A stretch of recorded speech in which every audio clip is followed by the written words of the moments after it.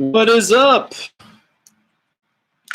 How is the audio, guys? I'm a little bit worried the ambient might be a little bit too much. Give me some indication in the chat if you guys are hearing me okay. This is going to be a little different than I'm used to. I don't have anybody to actually talk to, so it's me talking at a camera, and we're going to just go with it, do the best we can. And I got some 5x5. 505 burning gems?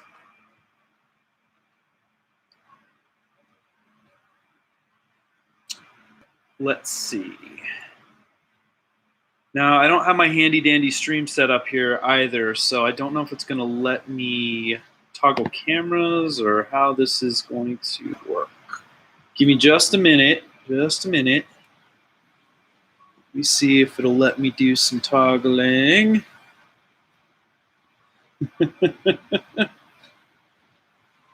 What's up, llama? Let's see. No. I don't normally just do a direct stream through YouTube, so you know what? We're just going to go with it. Loud and clear. 5x5, that's good. Thank you, Burning Gems. I appreciate it. Let me see if I can get it better. Okay, well, I'll just do the best I can. I am tethered to my laptop. Unfortunately, I learned that I couldn't set up a stream with a stream link, and then I wanted to go on my camera on my phone so I could like actually walk around. But thankfully, the room's not too big, and I can kind of, you know, point and gesture as best I can. I got it on a tripod. It might be a little shaky, but you know what? This is the way it goes here sometimes. As I was saying in my video before, it's not always pretty, but we get things done. We get things done. Yeah, right. Switch to Jim's camera. Pow, pow, pow. Uncle Jesse, good to see you. Man, it's good. We got a good crowd. How's everybody doing tonight? Man, it is a cold and rainy night. It was hailing earlier. It's a metal roof on this building, and so when it hails here, it is loud. It is loud. But thankfully, I'm in the nice toasty print room. That is one of the benefits of this this space is it's its own heat source, and that's good. So, yeah, Chris, welcome. Yep, I know I should have been better prepared, but you know this is what happens when I do at the end of the workday when I just like try to get a day in and then I'm like, oh, gotta go live. So employees all just went home, you know, about an hour ago, and yeah, room for an elliptical, not much. Here, I'll tell you what. Here's what I'll do, just to kind of start to get you guys oriented. So obviously you've seen the farm, the Pruses on the back wall. This is an exciting little tease right here. These are my latest additions, thanks to some very, very generous benefactors that sent me these for operating. So I'm really excited to do another feature on, not another feature, but a feature on the CR30s as they apply as a manufacturing tool, which, you know, hopefully that'll be a little unique perspective. But I will say they are running strong. I'm still working on a PETG profile for them to get some more reliability on PETG parts, because like I said, we do a lot of PETG. But right now I've got them running our little RepSaver promo box, which we fill up with lifesavers and ship with every rep box.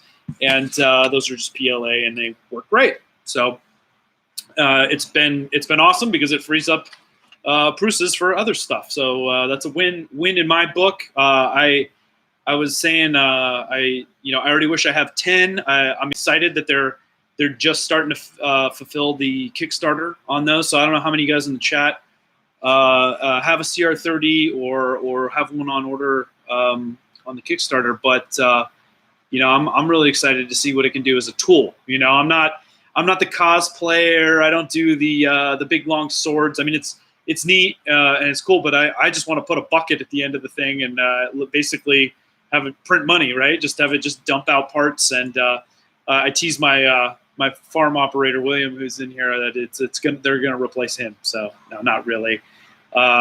Everybody thinks automation is gonna get rid of jobs, but the truth is, as long as you have any kind of tech savvy and you can fix the machines, which I guarantee you they need fixing, you will be employed. It works, Clayton. It does work. I have run PETG. The problem is on the newer belt style. So the style that Joel was originally showing off kind of had their OG belt. The PETG actually stuck better to that version of the belt than the newer version that is, I believe, shipping with the Kickstarters. But as a hack, I'm able to lay down, blue tape. I think Chuck Hellebuck did some of that blue tape, and I've tried it on Kapton too. And it works.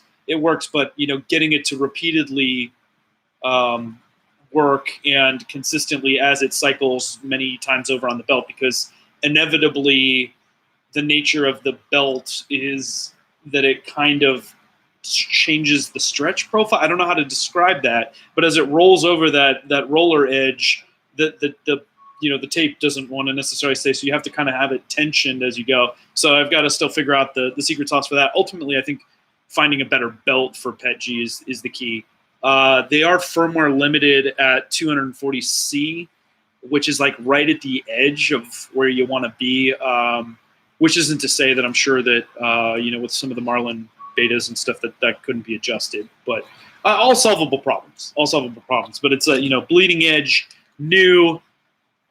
Joel's here. He says OG belt is furry and sticks to everything. It's a furry belt. So cool. Well, welcome everybody.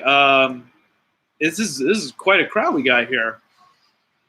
Well, my intention was I was going to see, so over here to my left, stage left here, I'm in kind of like our repair bay. This is seriously, how chaotic it is here. It's like I said on the video, it's not pretty. There's boxes everywhere. I'm sure a lot of you guys can relate. I got filament supply up here, and some random parts and stuff, and an old coffee and all that stuff, and a heater for cold days when we want that extra heater if we're not running the full farm. But yeah, so we got a little repair bay here. My intent was to try to work on getting the. So we had a meltdown on this guy a couple weeks back. I think some of you probably saw it. It was like a pretty epic, monster right here. And I mentioned in my videos that we've been slowly swapping out the extruder parts with the new Plus version, and the reason we've been doing that is because the filament sensor is more reliable on it. And not to say that it's been terrible on the Mark III's, but every once in a while we just get these like finicky ones where that combo mechanical optical isn't kind of triggering as reliably. So yeah, so we've been testing, and it seems like it's been worthwhile, like as we need to do these updates and stuff like that. So I don't know, man. My ability to walk and chew gum at the same time is limited. So I think I'll kind of chat with you guys. I'm gonna probably hang for an hour, and then I'm gonna head home. So I'll take any questions if you guys have any specific questions about the farm, about what we're doing, about what's to come. About what I think of Brexit. No, not really. I couldn't tell you much about that. But whatever you guys want to talk about. And honestly, I would love to hear that quick walkthrough. If you guys have any suggestions or things that you saw that I probably totally missed. I love my disclaimer. I disclaim it every time. Like, this is not by no means perfect or complete. I think that there's infinite opportunity for improvement. I mean, I have a list of things I know I want to do, but I think, one of the things I would ask you guys is if you had a setup like this, what's your dream solution? What would you do to really maximize, like say you were in a production environment, and obviously, no two prints are the same, right? We've done stuff both for ourselves and for other clients that have different needs, and obviously different needs. Like I said, we have to enclose sometimes. Sometimes doing small parts, doing large parts, doing multiple parts on a tray versus one versus kits. I mean, there's infinite number of things, and then when you get into material swaps, so the ABS, the ASA, the PETG, the PLA, any number of opportunities for things to go south on you. Where is the wet bar? The wet bar is on the other side of this wall here. It's funny you mentioned. You can't see now. Here, maybe if I do this, there are stub outs that I put in. I don't know if you see it. I have plumbed it for a wet bar. I'm not aiming it very well, but you can kind of see right to the left there of that cart. There's a drain and there's water line, and I put that in when I was setting up the room. Actually, my original intent wasn't for a wet bar, although that would be a rad addition. The other side of the wall is like there's a kitchenette that I'm building out and the bathroom and all that stuff. And so while I had this wall open, I said, hey, that's a good opportunity to grab the water line, the drain line, and then if I ever wanted to put a sink in here, if we start doing resin work or anything, it just seemed like a good opportunity. And so I did plumb it. I try to be, thinking ahead on that stuff. All right. What else we got? Question coming from Uncle Jesse, Mr. Clayton, my best bunkmate from Maker Faire 2018. Fantastic cuddler, that guy. No, I'm kidding. Clayton, we love Clayton. He says, any reason you didn't run with a bunch of minis? Yeah. There is a reason. At the time, that I got these minis were grossly delayed. There still is quite a lead time on all of them, and I already had a couple of Mark IIIs. I had experience with them, and I really advocate for whatever you're farming with. If you can have consistency with parts, so interchangeable parts, because like I said, stuff's going to break down. Being able to swap the build plates, all that stuff is great. I do own minis. I own a mini currently, and I am very encouraged by the process on that. Obviously, the 32-bit board is good. The networking, when they get that lit up and turned on, that'll be great. But tried and true. I was inspired by what they run in Czech, and luckily, I was talking to Joe Prusa the other day, and I think some of you have seen it, or maybe even been beta testers yourself. Prusa Connect will be coming out, and so they are already doing a lot, or have done a lot, to develop their farm software that's got probably hundreds of thousands of hours, machine hours on this particular model. And so go with the tried and true. That's a good reason. I don't know. What do you think? But Mini, nothing wrong with the Mini. I love the Mini. Good printer. Chris Travis is waiting on his to come in. Yep, they've been on back order. Yep, Loyal's been buying them all. Question from Miss Maker. Is this the same print farm that you print shields, or do you have two separate farms? Good question. No, this is not the same farm. When we were doing the Shields Up operation, which was almost a year ago now, which is like kind of hard to fathom. It feels like forever ago, but also like not that long ago.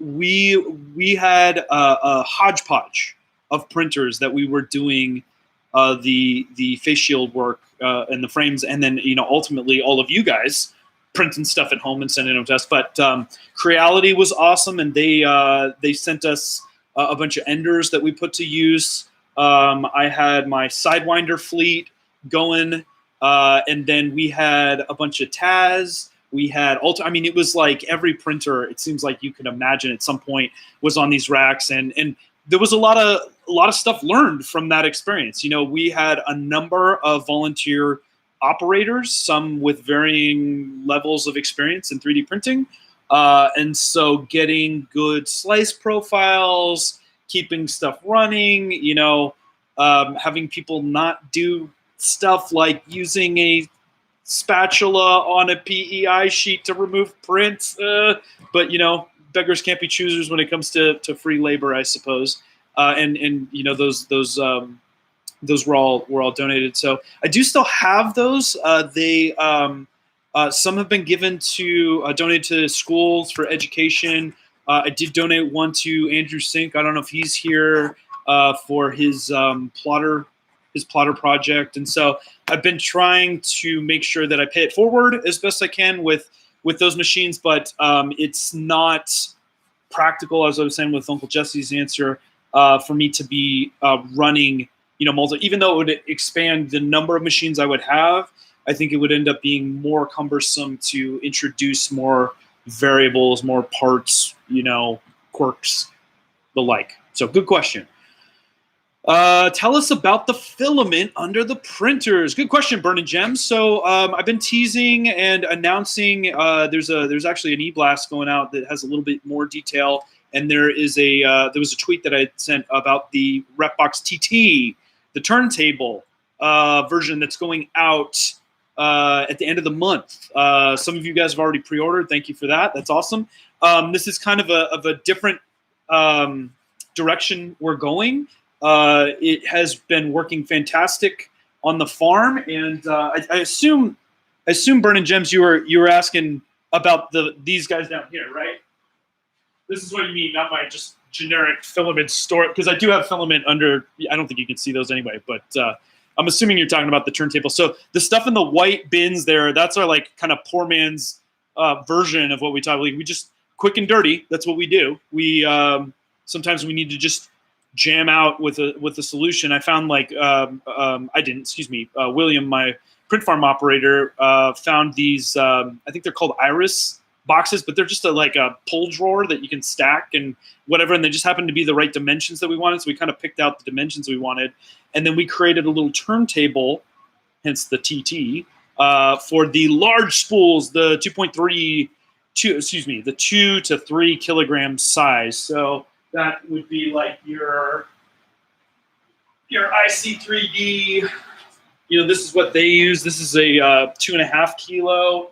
I've got a bunch of atomics up top, the 3 kilos, and then I've got a bunch of 2 kilos.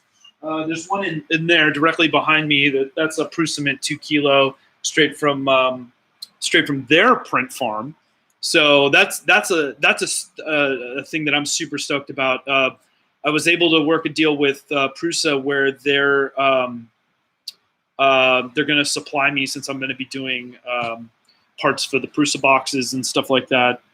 There's more to it than that, but basically I'm able to get Filament direct in bulk. So it's not the tight wind and all that stuff, but it's literally the stuff that they're using in their farm and has been validated. And so that's a big win for me.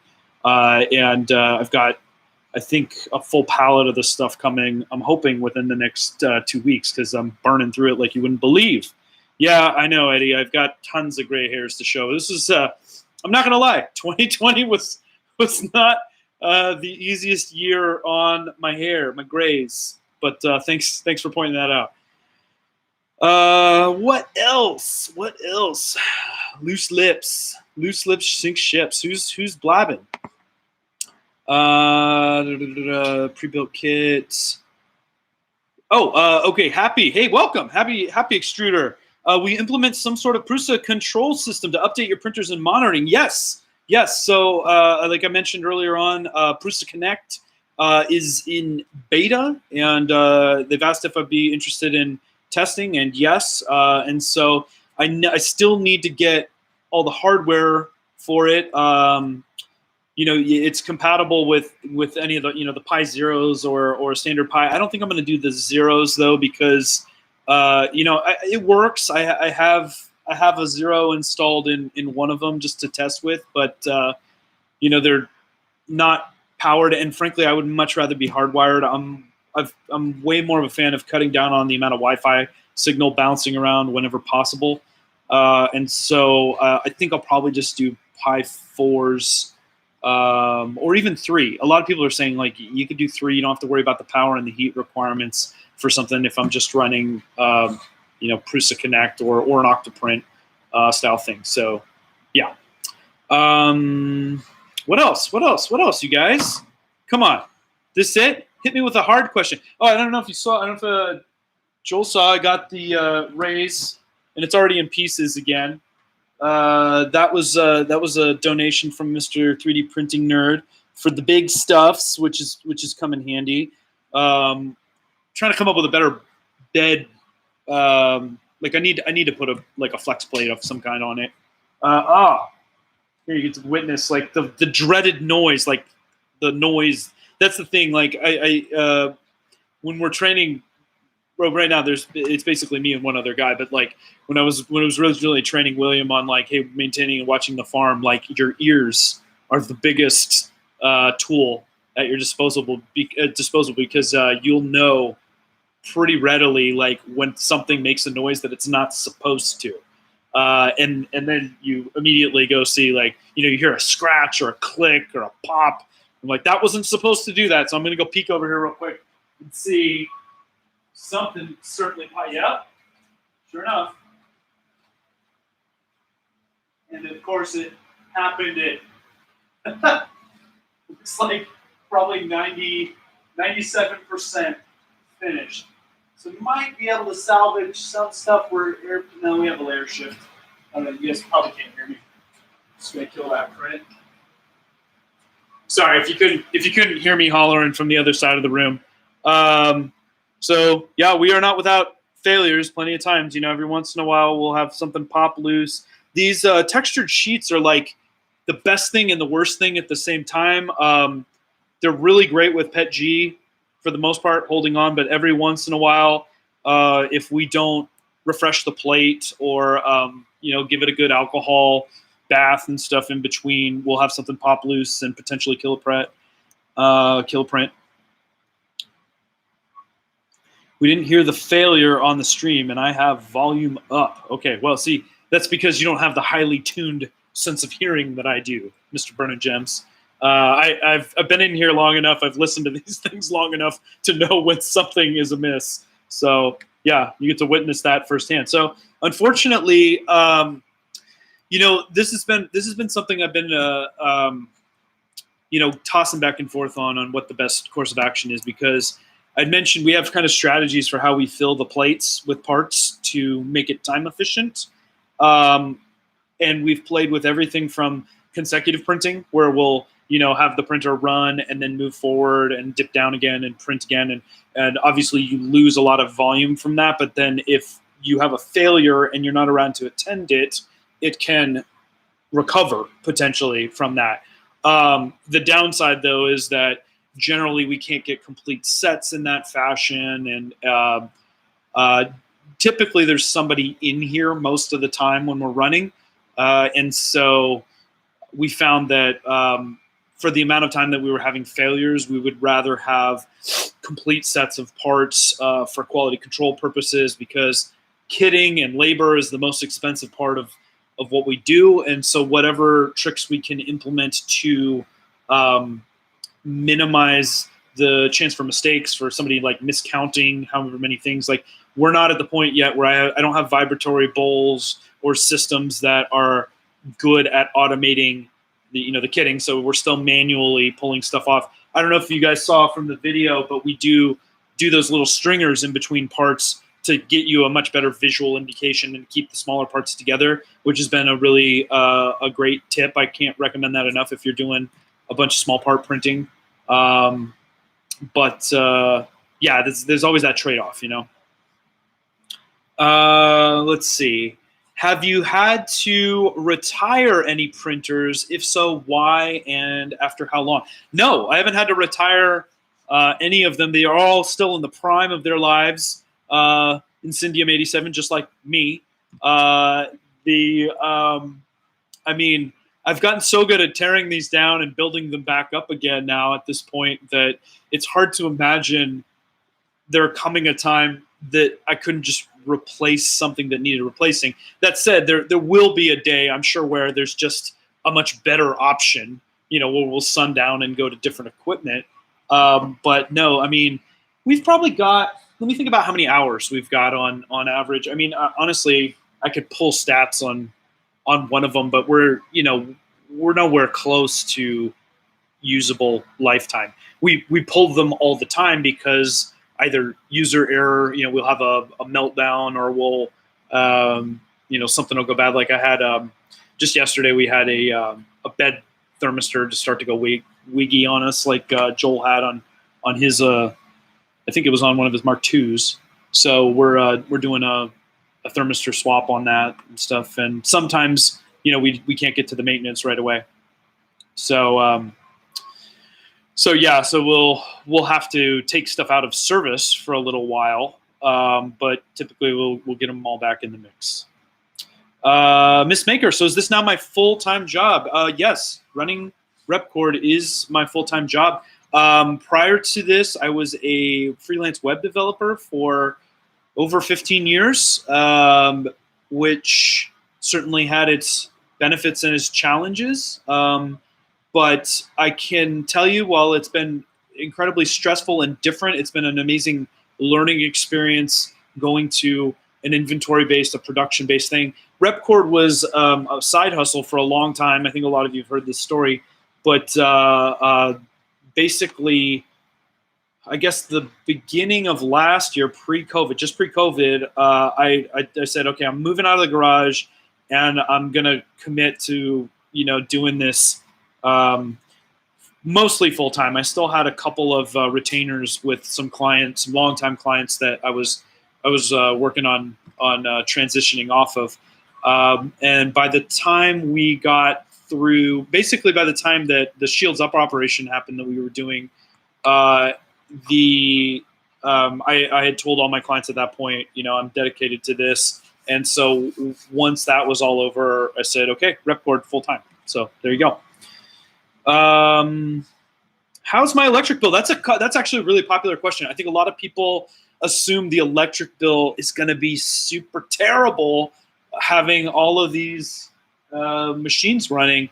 Of all the things that use electricity here, I will tell you that the farm isn't nearly as bad as some of the other gear. So I do a lot of laser cutting, which entails running chillers and a large shop compressor system, and then I just got a air drying system to complement that, which is basically another refrigerator. So that that's definitely a lot worse. When I've done just kind of some minimal research, I've gotten one of those little plug-in, I heard another click.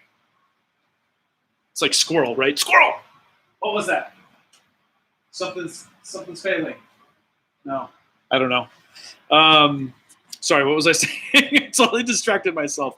Shop air, more. Oh, power. I got one of those little power meters, and just plug the power strip in just to watch a bank of 8 run, and the average wattage between the hot end and the bed cycling for what we're doing seems to be about 100 watts. Like somewhere between 100 and 115 when they're running on average. So you can do the math on that. So if we're going full bore, that's what 24. You can say 24 times 100 watts. So yeah, I guess it can get up there. But the other nice thing is that the rates that I get for commercial electricity here are much better than what I get at home too. So. My average electricity bill, just to give you a sense, like for everything, I want to say is in the 500s. It's like three to 500, depending on the time of year, and if we're doing air conditioning and heating and all that stuff too. Is there a good plastic recycler? There's a question from Bob Carnes. Is there a good plastic recycler in California for the empty spools? Not that I have come across yet, but better than recycling, Bob, I reuse all my spools, and by that, I save them up, and then I send them back to IC3D, who has been my primary supplier. Like I said, I've got this Prusa deal that I'm working on now too, but Prusa only does like the black and orange, so for the other colors and for my PLAs and stuff like that that I sell, I still do a lot of work with IC3D. And I still have the occasion to want those smaller kilos for one-off jobs or jobs where we're taking stuff and I don't want to use the big spools. And so at the very least, they've agreed to like let me send them back to me, and they credit me for the spools because they're literally like brand spanking new. It's ridiculous that the spools don't. It's ridiculous. It's not a better solution, honestly, because it's like I know when you're buying these things brand new from somebody that's injection molding, I want to say there can be upwards of like three. I think the big ones are like $3 plus easy for just the spool. I don't remember what IC3D told me they were getting, the kilos at, but it's more than $1.50 a piece easy.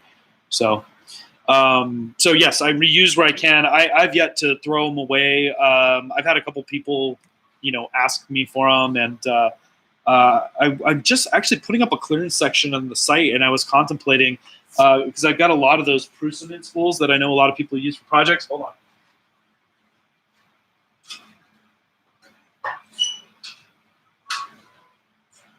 So I don't know. You guys tell me if there's any interest in this, but I actually just weighed these out. So these guys, I know a lot of people like them because they're kind of cool and you can make all kinds of neat stuff out of them.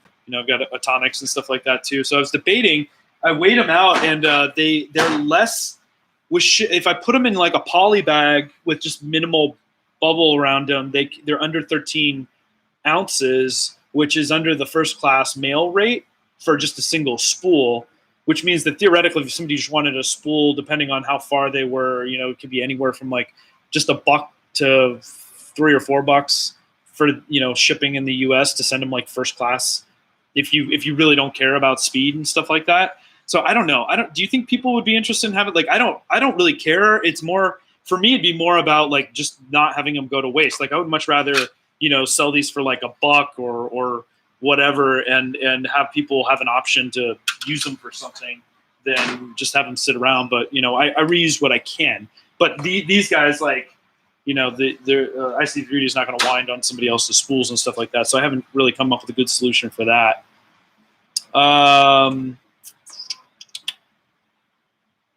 Bob Carnes, lower than I would expect for the power, I'm assuming. Yes, yeah, that was a pleasant surprise. Miss Maker, thank you. I'm proud, and I like feeling like I'm living out the American dream. I'm trying. It's I guess I won't go too much into the business stuff. I will say I'm really passionate about making as a business, like, and I've had it in the back of my head for a while that I would love to do a series about what it takes to take your passion for making and actually like go into entrepreneurship. So I call it maker entrepreneurship, because there's a lot of people out there that just kind of run an Etsy shop and all that stuff, and that's great. And I think that there's definitely a lot of stuff I've learned that I'm sure could be helpful for that. But going to the next level to becoming a true fabricator and manufacturer, there are so many things that I wish I knew, or wished I had resources for teaching me, because as a business owner and having never had employees before, so in November I hired my first employee, and then I've had 2 more since then. So that's been good, and that's the hardest part, because it's like I need that help in order to free myself up to do more of the brand and the sales and the marketing stuff, because I don't have like anybody that has that kind of skill set. It's been a lot easier for me to hire for help with laser cutting and for running the print farm than kind of some of the more stuff that takes strategic, vision and decision making on my part. Really, there's certainly people out there that can do it, but at the end of the day, it's like they're going to need my direction. And so I'm like, well, if I have to hire, I'm thinking about that. This is a bit of a digression, but I guess to get back to it is, you guys tell me what you think. I mean, do you think that would be an interesting perspective, talking about what it's taken to go from my garage to having a shop to having distributors to go into the next, because I have no partner, I have no investor, like this is all bootstrapped, and it feels incredibly painful. And I can't tell you how anxiety ridden I get around, it's like, okay, got to make sure I have, stuff socked away for payroll. And, when the sales aren't coming in, like, what do you do? Like, I'm a pretty conservative guy. And so it's like, I want to save for a rainy day. If there's anything that the COVID times have taught us, it's been that, it's exposed a lot of weakness in, I think, a lot of companies. And as much and as hard as it is for some people that are living paycheck to paycheck, I mean, it's not too dissimilar for a lot of companies that you see, like, couldn't even weather, I don't want to say couldn't even, because this is completely, not normal times, right? But you see restaurants and stuff that were closing down after 2 months, 3 months. And so that's a big rainy day fund to have when you've got a staff of, say, 20 servers that you got to pay, or, any of those things. So I don't know that it's fair to necessarily say, well, you should have had that socked away for a rainy day. But I do think that there's a lot more businesses out there that are more comfortable with debt, and, we'll hold on to that. That is totally not what you weren't even asking a question, and I just kind of went on a tangent there. But thank you for the compliment. What other questions? Kyle. Kyle would love to. Well, good, Kyle. I'm glad. Do you have a business, Kyle? Do you have an interest in starting one? Just kind of an interesting topic for you. Chris, business part of 3D printing. Yeah. And, it's interesting because it started, I had the same bug that a lot of you guys had. I was a passionate 3D printer. But, I've always known that I feel the best when I'm working for myself. I can't imagine, I say this all the time, like, I haven't worked for another person for over 20 years now. And I can't imagine going back to work for someone else. It's so liberating. It is incredibly stressful and crazy and chaotic. That was stuff falling off the belt. That's the beauty of the belt thing. Just goes right into the bucket. I love it. But I can't imagine, going back to work for somebody else. But it's all on you. They give, sick days, vacation. Like, when I'm on vacation, I don't get paid. When I'm sick, I don't get paid. When I need to pay my employees and I don't have enough cash, like, I don't get paid. So, it's all about what your tolerance for risk is. And that's where, how much debt people want to take on. I've been lucky enough, like I said, that I've had a little bit of, I have a loan from my dad, but other than that, I don't do the traditional bank thing. They approached me about it, like, I do have a line of credit, but I have that more for emergencies. I have yet to really tap into it. There's a lot of stuff there. The things I hate, running the books, all that stuff, all very necessary, but you have to wear all the hats, obviously. And so, that when I feel like I've got the next level, of going, like, I think that'll be on my short list for things to offload, because the amount of time I spend going through the bookkeeping, it's just not, it's not for me. But you'll find out too that I don't know how many of you guys do your own taxes, but a lot of it is, for a long time I was just like, I'm just going to do my own taxes, because the one time I tried to give them to an accountant to do, I spent as much time collecting everything that I needed to give to the accountant as it would have taken me to just put into TurboTax. And so, like, that's kind of how I feel.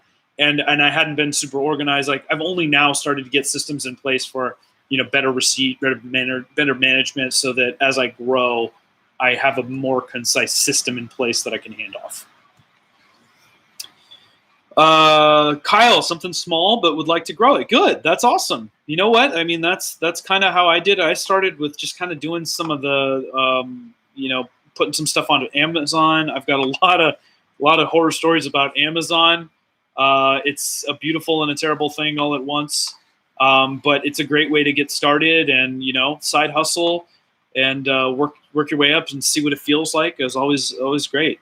I do have two belts. I've got Asteroid and Kuiper, and they're fantastic.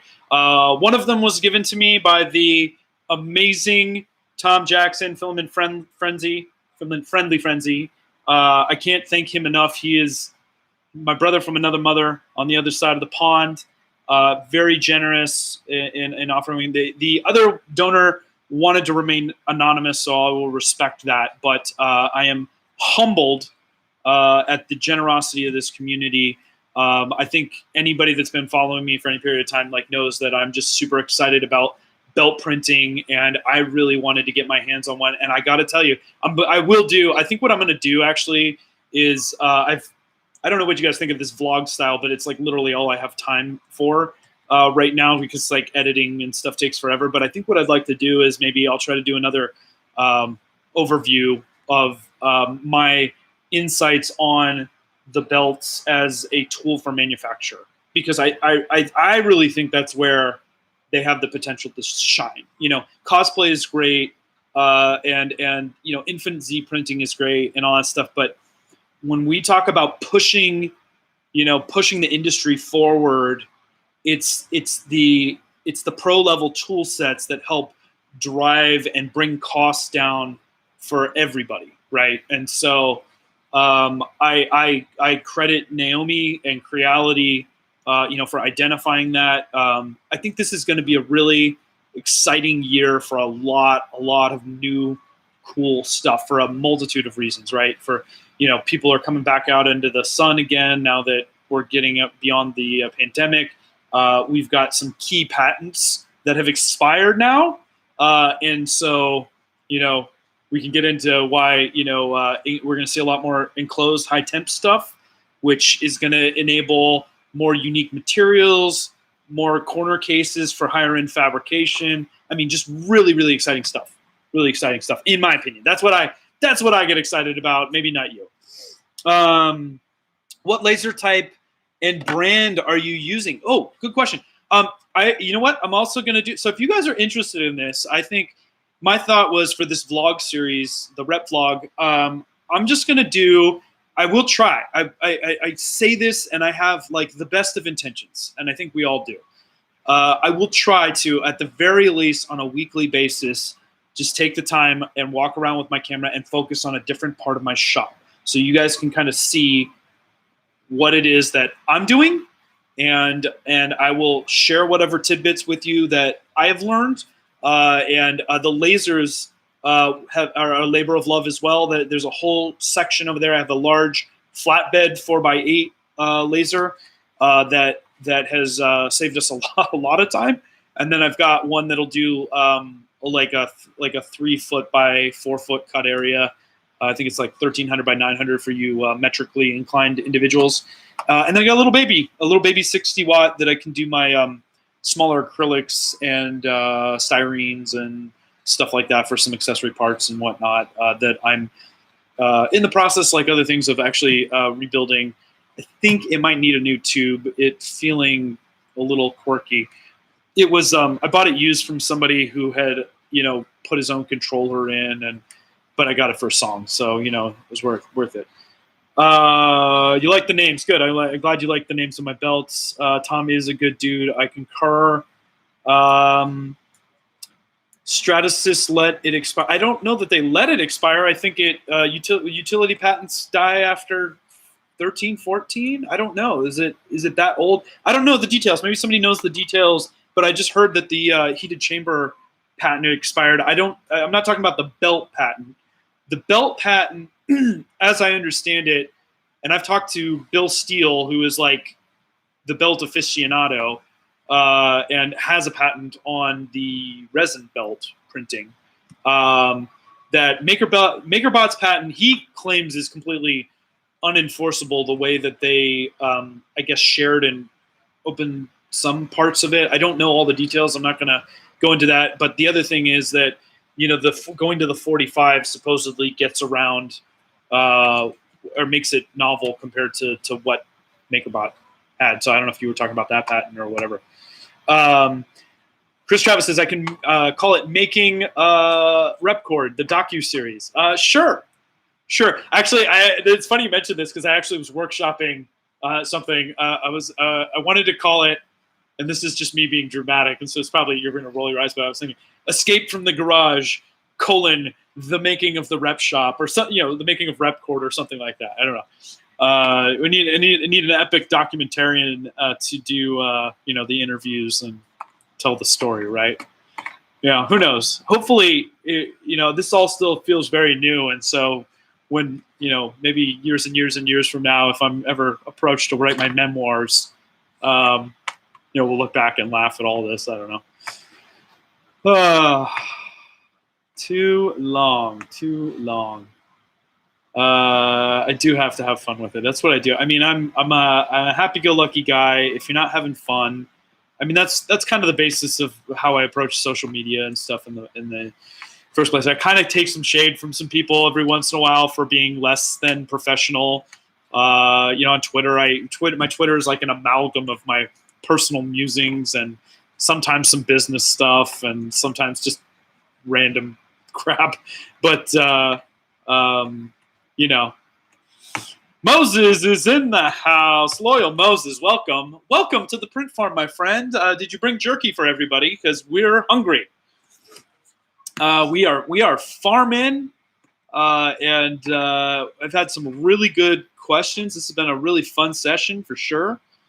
Let's see. Burning Gem says he wants to watch the docudrama. Who's going to play me in the series? Obviously, it's going to be a toss-up between Ryan Gosling and John Malkovich, two just completely different actors, but two that I admire. No, are you kidding? I'd be happy to get like a B level actor, somebody from Jersey Shore or something like that, right? Probably.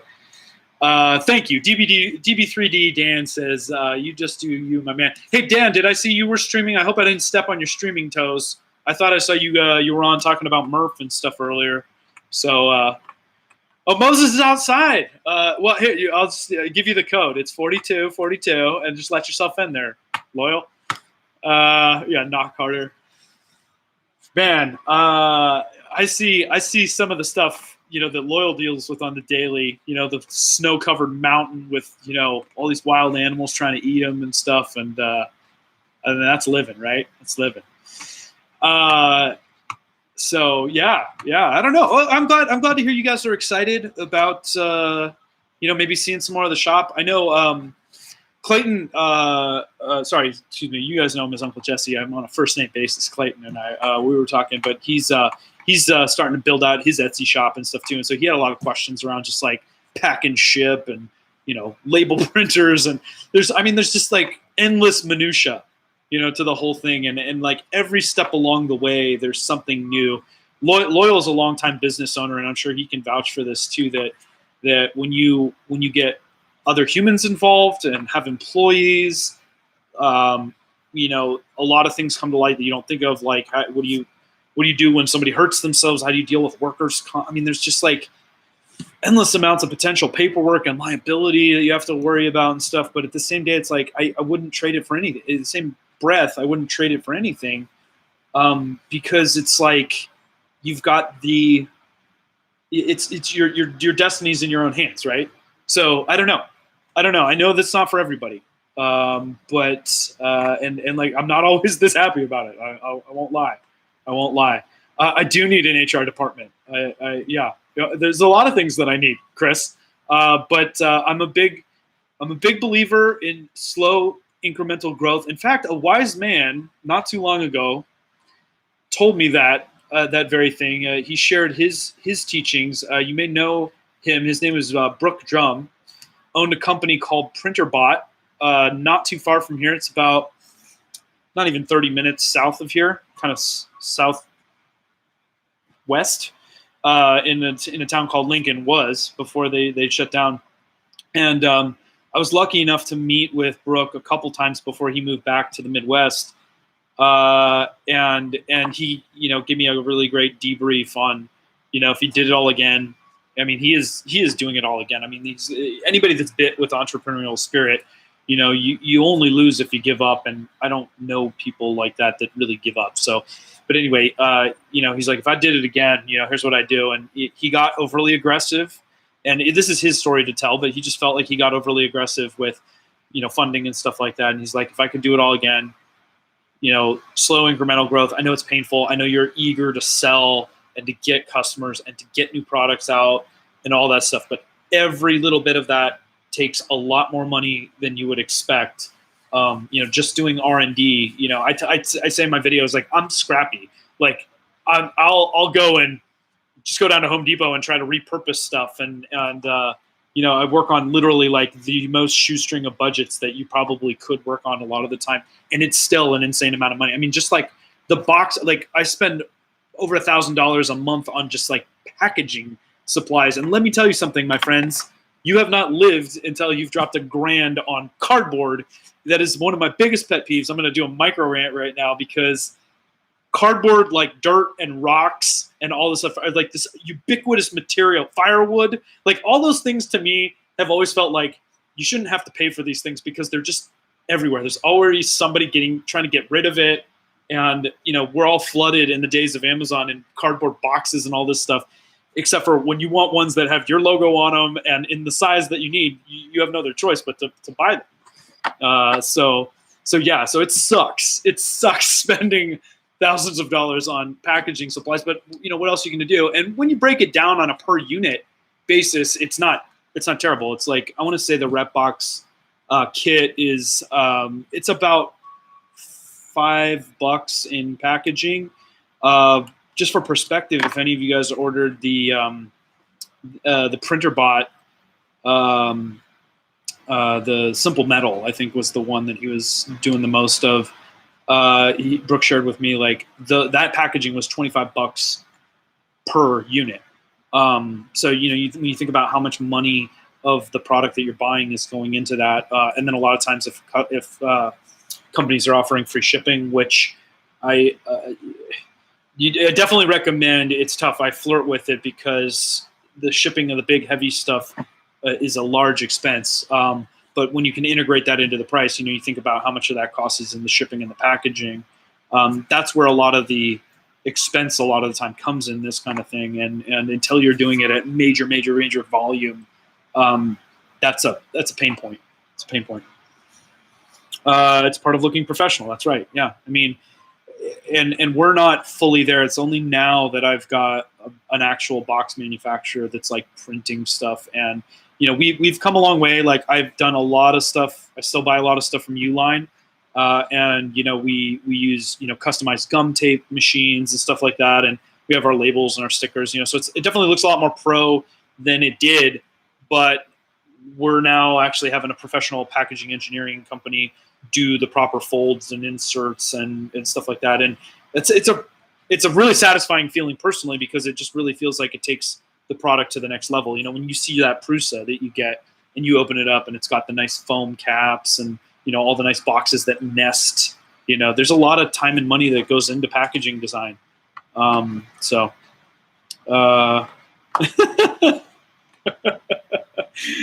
Thanks, Burning Gems. For those that don't know, Pooch is a packaging genius. He spent years in school just to figure out how to send the rep boxes across the country without a scratch. Across the world, dude.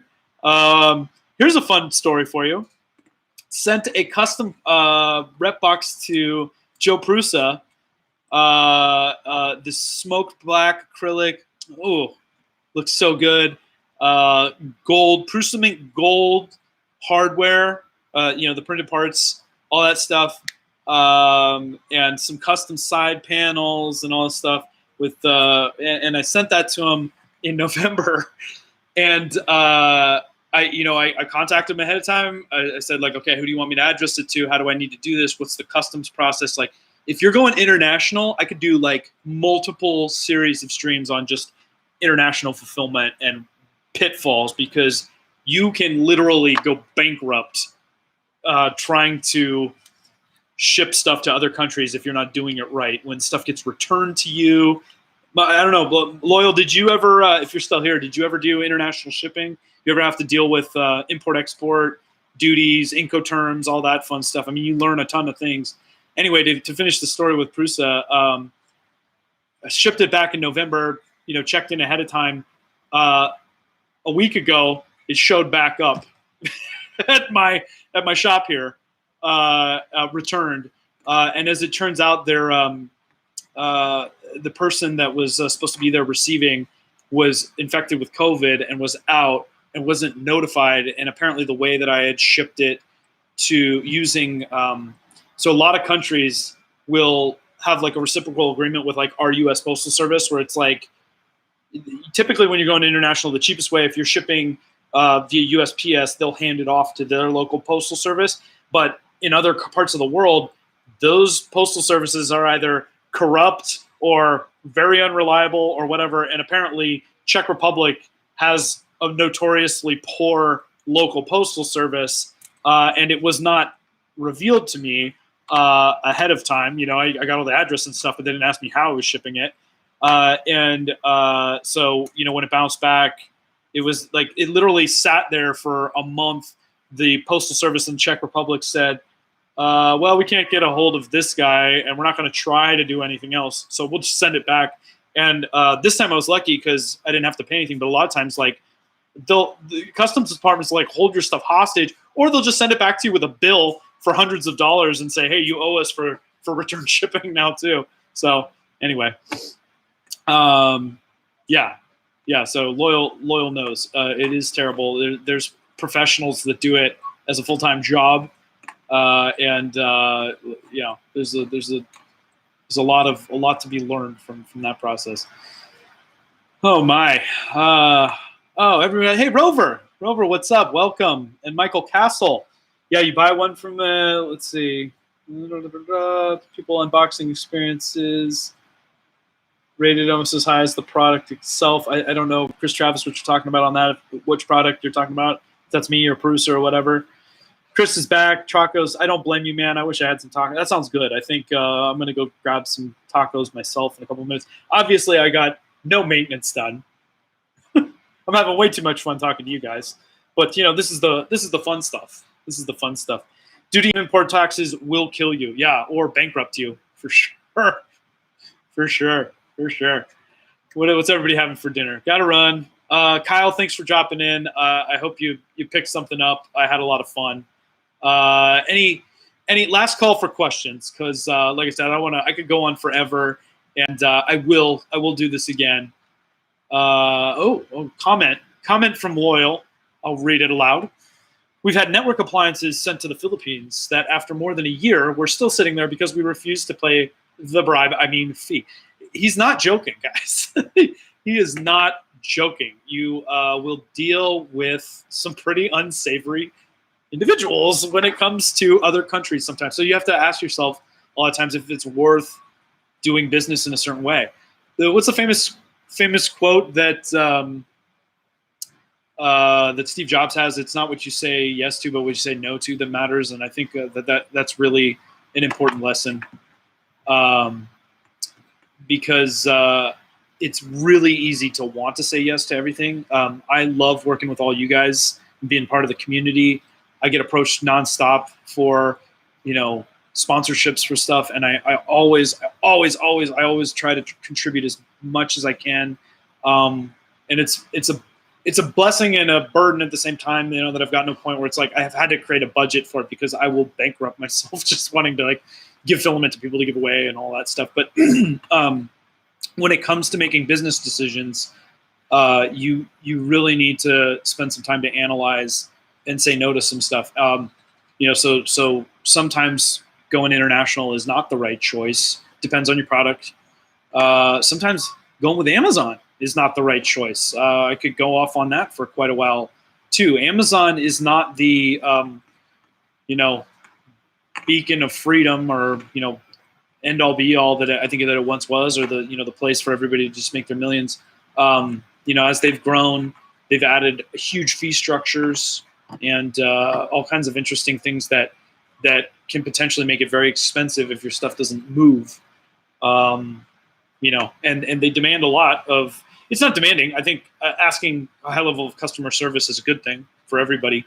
But when you're working in the world of Amazon, it's like Costco of old or whatever, that they will literally take anything back, and then they will just tell you, hey, we had to take this back and we can't sell it anymore. Do you want to pay us to ship it back to you, or do you want to pay us to destroy it?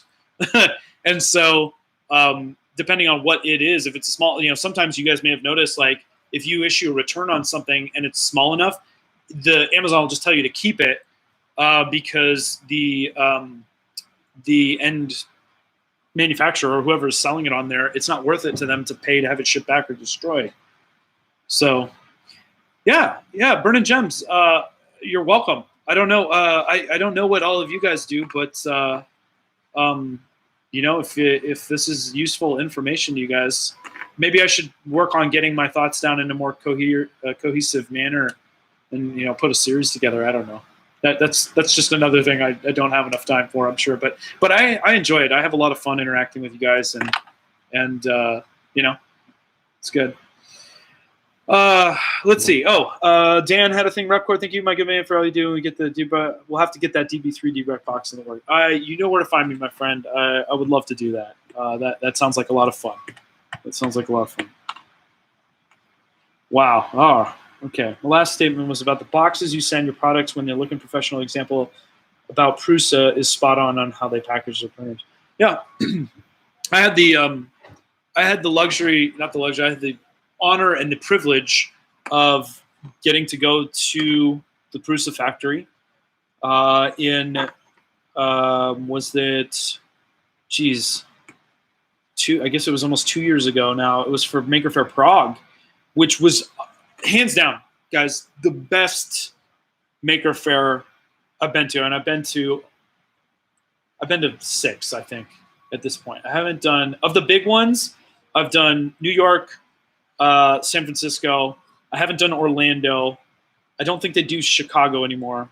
But then there's some mini Maker Faire. So there's like one that we have in Rockland and stuff like that. But the one in Prague, Rome was another big one. I would love to go to that someday. I haven't. But the one in Prague was the best by far. The best by far. Maybe I should write a Pooch table book. Yeah. Like, does it come with the table, Chris? Should it come with the table? Where do you sign up for today's giveaway? What do you want, Moses? I'll just give it to you right now. You win. Who else wants something? What do we got around here? What do we got to give away? It's like Oprah around here. Look under your seat.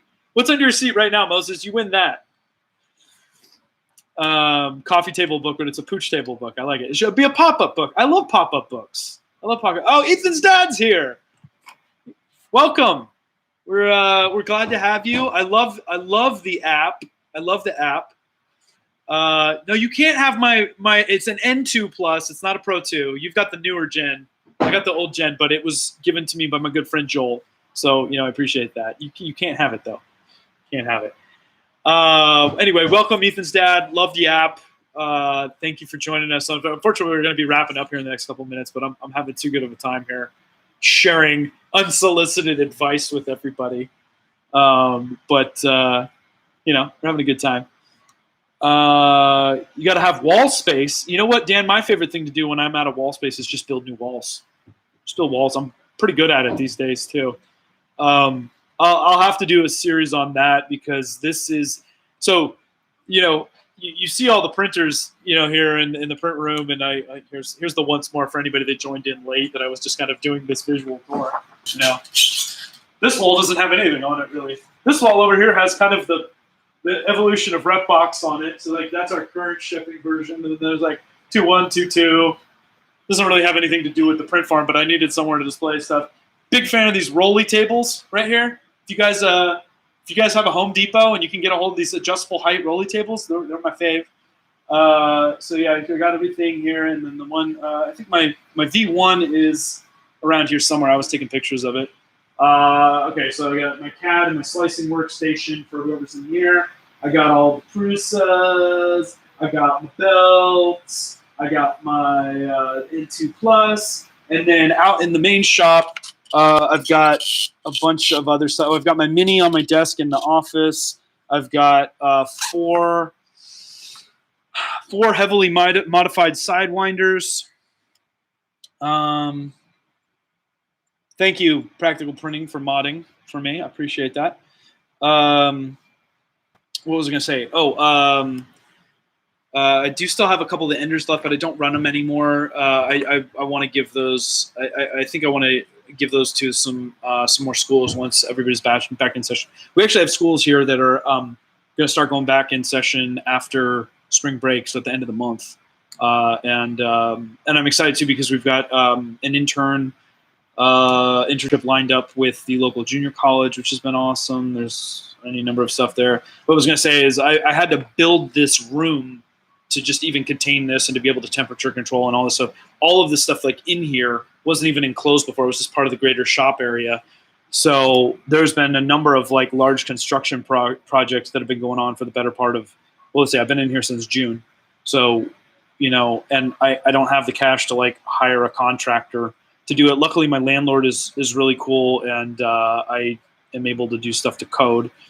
So that's what he's, you know, what he's happy with. And I think you might have seen I have a post I put in like a mezzanine because I need to go up. I'm literally out of space. So when one of these times soon, I'll do another walkthrough. You can see like the assembly area, the laser cutting area, the main office area, and then now we're going up into the mezzanine, which is a sort of mezzanine because it's low. It's like 6-foot ceiling up there. It's not great, but for storage, you know, it's better. And like you could literally park a car on top of this thing. It's like 2x12s every foot apart, like purposely over-engineered just because I knew I was probably going to want to throw heavy stuff up above here. You know, trying to make the most out of my space as best I can. Right. What maintenance do we do? We did no maintenance. I told everybody, I'm like, I'm terrible at walking and chewing gum at the same time, and I didn't even try. It would be impossible for me to read through. We've had like a lot of really great questions, and then I've made up anecdotes to fill the space. So no maintenance. But you know what? Thankfully, right now I'm not desperate to have that up and running at the moment. Anyway, and I'm sure William's going to look at me tomorrow and was like, "What happened?" I think what I'll do is I'll probably go get some food. I got to do this, and then I've got to go troubleshoot a laser cutting program. I've got some serious wonkiness on my big laser. Maybe I'll do a little video on that. And any of you guys with any expertise with that stuff might have some ideas. I'm kind of at a loss for what's going on. I've got a program that I run, and it seems like no matter what program I run, and when I hit about 30 minutes, like the geometry just goes wonky on this thing, where all of a sudden the cutting head will just kind of like start making ovals instead of circles for no apparent reason. So that's fun. Repkord, am I a destination for field trips? Some middle school kids like Ethan would go nuts over this.